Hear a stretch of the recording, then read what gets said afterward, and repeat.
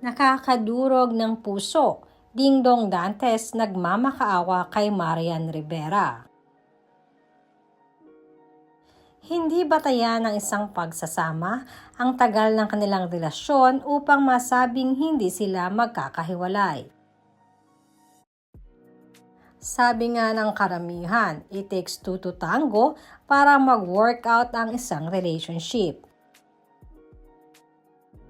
At ngayon ngang nakaraang linggo, ikinagulangtang ng mga netizens ang balitang may ibang babae pala itong si Dingdong Dante aside from his wife na si Marian Rivera.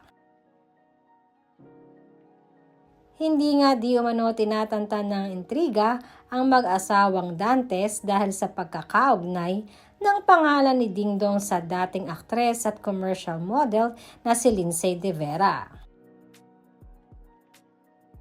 Ayon nga sa nakalap naming balita, isang napakatinding revelasyon mula kay Marian ang nagpayuko sa host ng kilalang TV program na Family Feud. Sinasabing nagmamakaawa nga kasi itong si Dingdong sa kanyang asawang si Marian, na wag nang ituloy ang sinasabing annulment para sa kasal nila.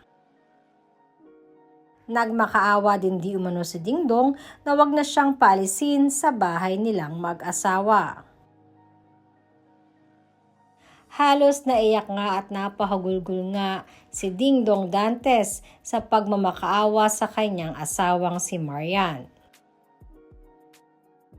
Subalit sadyang matigas nga si Marian at sinasabing hindi nga yata niya di umano kayang mapatawad at sikmurain ang kumakalat na balita ngayon tungkol sa asawa.